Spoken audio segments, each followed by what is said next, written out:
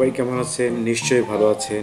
আজকে আমি দেখাবো কিভাবে দেশি মুরগি অল্প তেলে রান্না করা যায় এবং এই রোজায় যাতে কম তেল খাওয়া লাগে এবং বেশি তেল খেলে যে শরীরের ক্ষতি আছে সেটাকে বেচ করে আমি টমেটো দিয়ে দেশি মুরগি রান্না করব এবং দেখতে অরিজিনালি এবং কালারফুল হবে, অনেক বেশি কালারফুল হবে এবং অনেক বেশি টেস্ট হবে।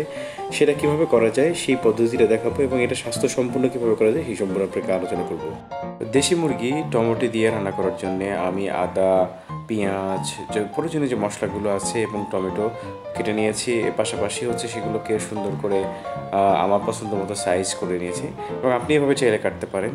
এরপরে পেঁয়াজটাকে আমি হালকা করে ভেজে এর মধ্যে মশলা প্রয়োজনীয় যা আছে এবং আদা রসুন দিয়ে ভেজে নিয়েছি। তারপরে মুরগিটা আমি সুন্দর করে এর সাথে মিক্সড করে হালকা করে কষান করে নিয়েছি। যত বেশি হালকা করে ধীরে কম তাপে আপনি কষান করবেন তত মুরগির টেস্টটা অনেক গুণ বেড়ে যাবে এবং এটা মুরগির স্বাদটাকে অনেক গুণ বাড়ায় দেয়। আপনি চাইলে হালকা মুরগির মাংসের মশলা ইউজ করতে পারেন, চাইলে নাও ইউজ করতে পারেন।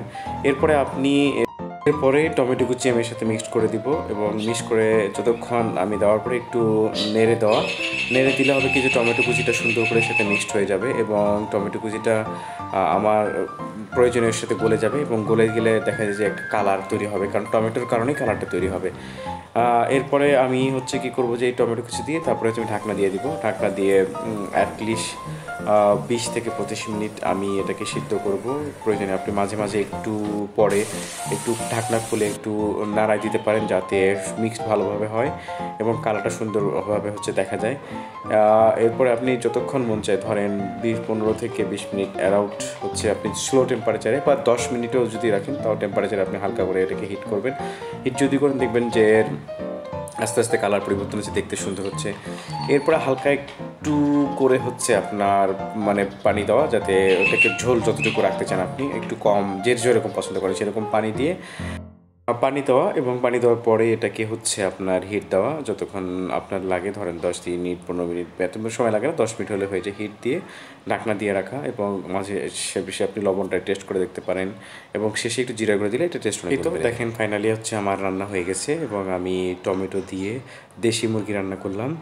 কালার দেখেন একদম অরিজিনালি, আপনি কোনো ধরনের বড় স্পাইসি ছাড়া, অনেক বেশি মরিচ ছাড়া হালকা করে রান্না করার পরেও আপনার কালার কিন্তু অরিজিনাল, একদম কালারফুল আসছে। দেশি মুরগির যে টেস্ট এবং সেটা আমি অসাধারণ টেস্ট হয়েছে।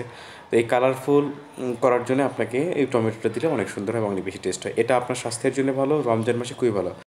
সবাইকে অবশ্যই আপনার বাড়িতে আপনি ট্রাই করবেন এভাবে দেশি মুরগি রান্না করার জন্য, যা আপনার স্বাস্থ্যের জন্য অনেক বেশি উপকারী। এরকম বিশেষ করে রমজান মাস, কম তেলে আপনি ভালো মানের ভালো কোয়ালিটি দেশি মুরগি টমেটো দিয়ে রান্না করতে পারেন। তো অবশ্যই আপনি আপনার বাড়িতে চেষ্টা করবেন। আপনাদের জন্য অনেক অনেক শুভকামনা রইল এবং অবশ্যই আপনারা আমার যদি ভিডিওটা ভালো লাগে লাইক কমেন্ট শেয়ার দিয়ে আমার পাশে থাকবেন এবং